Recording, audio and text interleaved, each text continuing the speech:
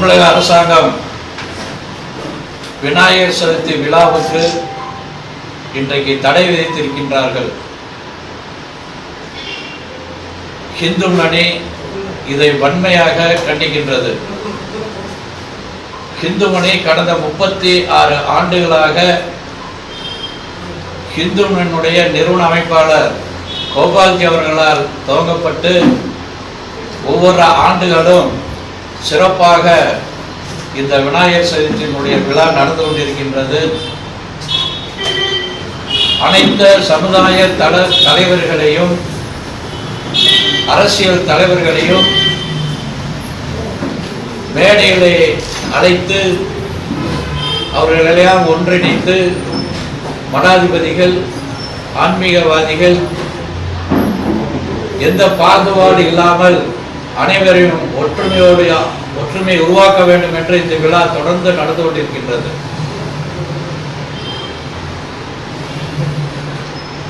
கிறிஸ்துவ விழாவுக்கு வாழ்த்து சொல்கின்றார்கள் சில அரசியல்வாதிகள்.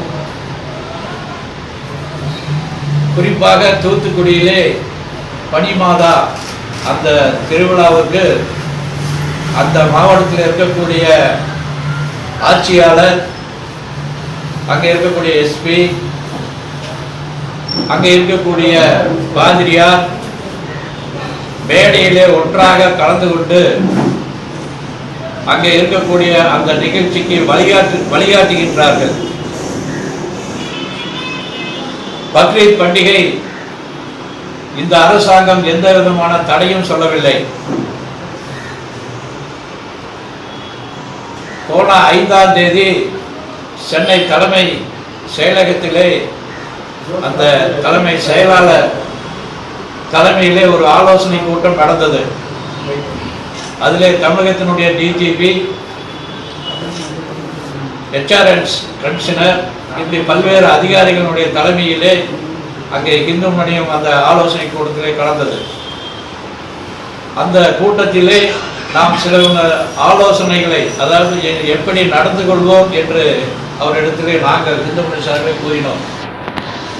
இந்த ஆண்டு கூட்டம் இல்லாமல், ஊர்வலம் இல்லாமல் பொது நிகழ்ச்சிகள் நாங்கள் நடத்த மாட்டோம் என்று இந்து முன்னணி முடிவு செய்திருக்கின்றது. கிட்டத்தட்ட 1.5 லட்சம் இடங்களிலே விநாயகர் வைப்பார்கள். எப்படி அந்த 144 சட்டம் இருக்கின்றதோ அதற்கு இந்து முன்னணி மரியாதை கொடுத்து சட்டத்துக்கு கட்டுப்பட்டு அந்த நிகழ்ச்சிகள் விநாயகர் சதுர்த்தியுடைய விழா நடத்த வேண்டும். அந்த இடங்களிலே எப்படி 144 பேர் 5 பேர் அவர்கள் கலந்து கொண்டு அந்த விநாயகரை அவர்கள் 5 பேர் கொண்ட குழு அந்த விநாயகரை விசேஷனம் கரைப்போம் என்று எங்களுடைய இதை சொன்னோம். அன்றைய சூழ்நிலையிலே அங்கே நடந்து கொண்ட முறையை பார்த்தால் அந்த அனுமதி கொடுப்பது போல்தான் எங்களுக்கு தெரிந்தது. ஏனென்றால் இதற்கு பல ஆயிரக்கணக்கான தொழிலாளர்கள், பொம்மை செய்யக்கூடியவர்கள் இதற்கு கிட்டத்தட்ட 3-4 மாதங்களாக தொழில் செய்து அந்த விநாயகனுடைய திருப்பணிகளை செய்து வைத்திருக்கின்றார்கள். 3 அடி, 5 அடி, 9 அடி இப்படி செய்து வைத்திருக்கின்றார்கள். திடீர்னு இப்படி ஒரு தடையை கொண்டு வந்தால் அந்த தொழிலாளர்களுடைய வாழ்வாதாரம் பாதிக்கும். 1. 2வது, எப்படி இந்த அரசியல்வாதிகள், குறிப்பா இந்த நம்முடைய தமிழக முதல்வர் பழனிசாமி அவர்கள் குடும்பங்களிலே யாகம் நடத்துகின்றார்கள். இந்த ஆட்சி சிறப்பாக இருக்க வேண்டும், தொடர்ந்து முதலமைச்சராக இருக்க வேண்டும் என்று அவங்க குடும்பத்தை சேர்ந்தவர்கள் பழனியிலே நான் இந்த யாகம் நடத்தும் போது அப்படி யாகம் நடத்தியிருக்கின்றார்கள். கடவுள் நம்பிக்கை இழக்கக்கூடிய இல்லை என்று சொல்லக்கூடிய ஸ்டாலின் அவர்கள் வீட்டில் கோயிலாக போகின்றார்கள். அது மாதிரி ஆன்மீக இந்துக்கள் கிட்டத்தட்ட 90-99% பேர் கடவுளை நம்புகின்றார்கள். எந்த காரியத்தை எடுத்தாலும் பிள்ளையார் சொல்லி போட்டு தான் அந்த காரியங்களை துவங்குவார்கள். இந்த ஆண்டு இந்த கொரோனா என்கின்ற ஒரு தொற்று நோய் உலகையே பயமுறுத்தி கொண்டிருக்கின்றது. இந்த விநாயகனுடைய வழிபாட்டு மூலியமாக பக்தர்களுக்கும் இந்துக்களுக்கும் ஒரு பெரிய தைரியம், நம்பிக்கை வரும். அதனால் இந்த ஆண்டு விநாயகரை வழிபடுவோம், கொரோனாவை விரட்டும் என்ற தலைப்பிலே இந்த அரசாங்கம் மக்களுக்கு வழிபடுவதற்கு அனுமதி கொடுக்க வேண்டும் என்று இந்த நேரத்தில் கேட்டுக்கொள்கின்றோம். குறிப்பாக நேற்றைக்கு பாண்டிச்சேரி அதிமுக சேர்ந்த ஒரு எம்எல்ஏ வையாபுரி மணிகண்டன் என்கின்ற பெயருடைய எம்எல்ஏ அந்த அரசாங்க விநாயகர் சதுர்த்தி தடையை கண்டித்திருக்கின்றார். மக்களுக்கு அனுமதி கொடுக்க வேண்டும் என்று அந்த மணிகண்டன் சொல்லியிருக்கின்றார். அதுபோல் திமுக சேர்ந்த ஒரு எம்எல்ஏ நாமளும் விநாயகர் சதுர்த்தி கொண்டாட வேண்டும், விநாயகர் வைக்க வேண்டும் என்று அந்த கட்சியினுடைய தலைவர்கிட்ட கூறியிருக்கின்றார். இப்படி அங்கே இருக்கக்கூடிய கட்சியை சேர்ந்த எம்எல்ஏக்களும் மந்திரிகளும் கூட சில மந்திரிகள் இந்த விநாயகர் சதுர்த்தி கொண்டாட வேண்டும் என்று நினைக்கின்றார்கள். திமுக இருக்கக்கூடிய சில பொறுப்பாளர்கள் கூட விநாயகர் சதுர்த்தி நடத்த வேண்டும் என்று நினைக்கின்றார்கள். ஏதோ அரசியல் காரணங்களுக்காக, சிறுபான்மை ஓட்டுக்காக இவர்கள் இதையெல்லாம் செய்து கொண்டிருக்கின்றார்கள். கடந்த பல ஆண்டுகளாக இந்த எதிர்ப்பையெல்லாம் மீறித்தான் இந்து முன்னணி விநாயகர் சதுர்த்தி விழா கொண்டாடி கொண்டிருக்கின்றது. பல சமுதாய பெரியோர்களை ஒன்றிணைத்திருக்கின்றோம், அதில் வெற்றி கண்டிருக்கின்றோம். இது இந்த அரசியல்வாதிகளுக்கு எங்கே இந்து முன்னணி வளர்ந்துவிடும், இது வளர்ந்தால் நம்முடைய திராவிட கொள்கை அழிந்து போய்விடும் என்று இதற்கு பல அந்த நக்சலைட் சிந்தனை உள்ளவர்கள் பல பேரும், இந்த சில அதிகாரிகள், அந்த நக்சலைட் சிந்தனை உள்ள அதிகாரிகளும் சேர்ந்து இதை எப்படியாவது தடுக்க வேண்டும் என்று முயற்சி செய்து அவர்களுக்கு ஒரு முதல்வருக்கு ஏதோ ஒரு ஆலோசனை சொல்லி இந்த தடையை விதித்திருக்கின்றார்கள். கிட்டத்தட்ட 1.5 லட்சம் இடங்கள்ல இந்த சதுர்த்தி விநாயகர் வைத்தே தீர்வோம். 22ஆம் தேதி காலையில் இந்து முன்னணி 22 இடங்களிலும் வைப்போம். நாளைக்கு தமிழ்நாடு முழுவதும் இந்த விநாயகர் வைக்கக்கூடியவர்கள் மாலை அணிவிக்கின்றார்கள், கங்கணம் கட்டுகின்றார்கள். அவர்களெல்லாம் விரதம் இருந்து இந்த அரசாங்கத்தினுடைய தடையை மீறி அங்கே விநாயகர் வைப்போம் என்று இந்து முன்னணி கோருகின்றனர்.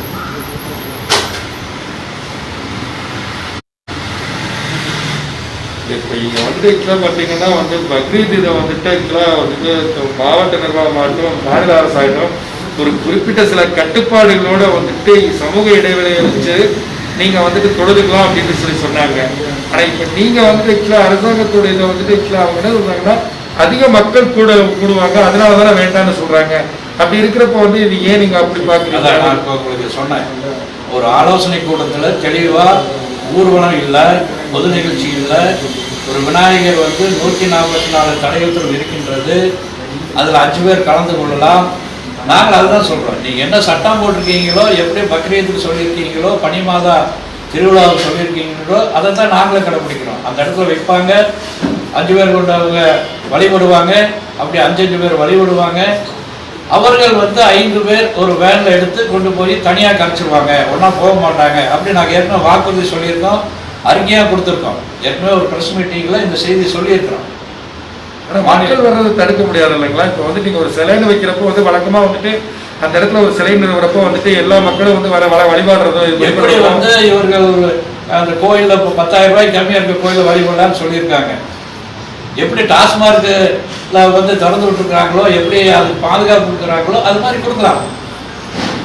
இல்லை, அதை நீங்கள் கோரிக்கையாக வைக்கிறீங்களா? ஆக்சுவலாக இந்த மக்கள் வர்றாங்க ஒரு வேலை வழிபாடு வந்தால் அதை காவல்துறை ஆக்சுவலாக அதை முறைப்படுத்தணும்னு சொல்லியிருக்காங்க. என்ன சமுதாய இடைவெளி விட்டு சமுதாய இவங்க என்ன சொல்லி அரசாங்கம் என்ன சொல்லியிருந்ததோ அதை கடைபிடிக்கிறோம் என்று நாங்கள் கூறியிருக்கின்றோம், அறிக்கையாக கொடுத்துருக்கிறோம். எங்களுடைய கீழே இருக்கக்கூடிய தொண்டர்கிட்ட சொல்லியிருக்கோம், எப்படி நடந்துக்கணும்னு சொல்லியிருக்கோம். ஊர்வலம் இல்லைன்னு நாமளும் அறிவிச்சிட்டோம், பொது நிகழ்ச்சி இல்லைன்னு சொல்லியிருக்கோம்.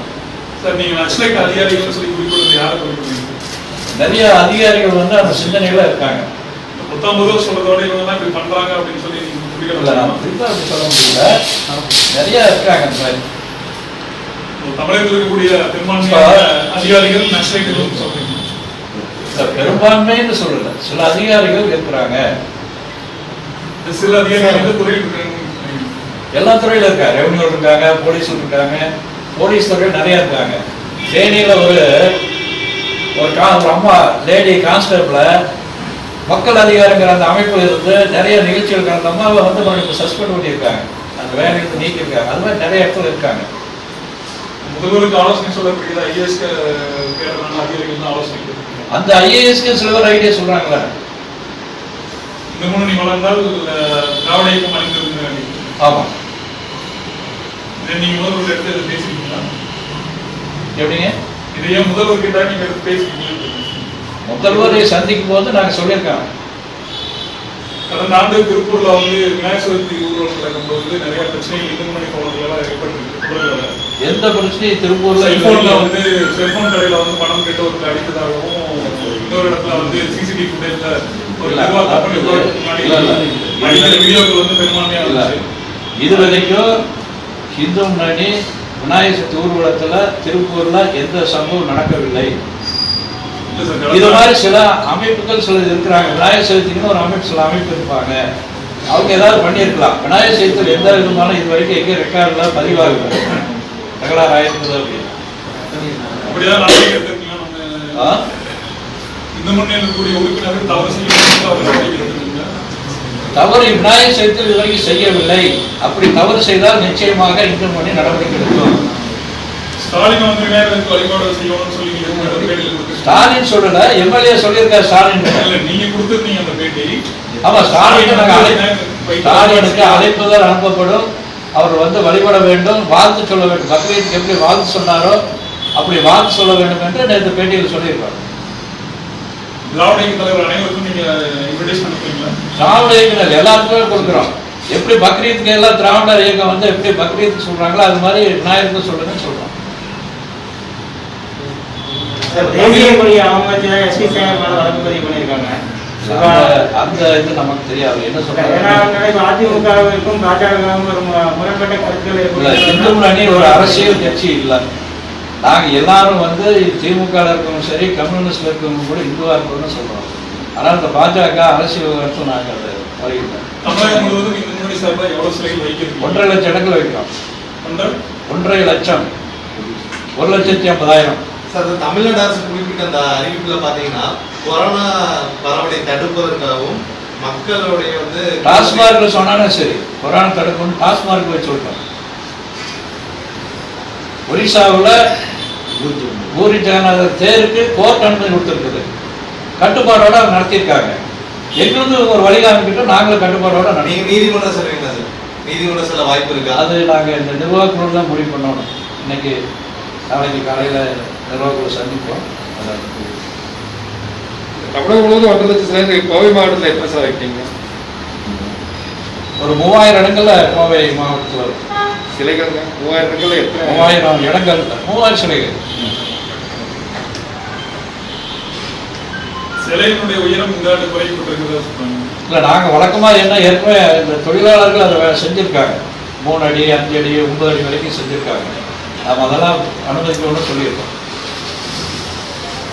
சார், ஒருவேளை வந்து தமிழரசு தடை வந்து நீடிச்சாங்கன்னா இந்த பொம்மை வியாபாரிகளுக்கு ஏதாச்சும் நீங்க பொருளாதார ஈடுபடுத்தீங்களா? ஏற்கனவே அரசாங்கத்திற்கு கோரிக்கை வைத்திருக்கின்றோம், அவர்களுக்கு நிவாரணம் வழங்க வேண்டும். நிறைய பாதிச்சிருக்காங்க அவங்க. அதெல்லாம் தொடர்ந்து நாங்கள் அந்த அரசாங்கம் அந்த எத்தனை பேருக்கு எதிராக பண்ணுறாங்க அவங்களுக்கு பண்ணணும். ஒன்று அது அவங்களுக்கு ஒன்றும் இல்லை. இதுக்கு விநாயகருக்கு அவங்க அனுமதி கொடுத்தாலும் அவங்க வாழ்வாரத்தை அவங்க காப்பாற்றுவாங்க.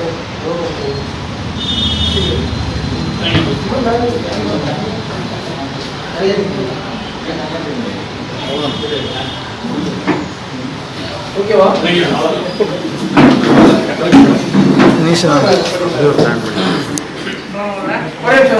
அப்படி எண்டு கொடுத்துருங்க. ஃபினிஷ் பண்ணி ஷேர் பண்ணிடுங்க.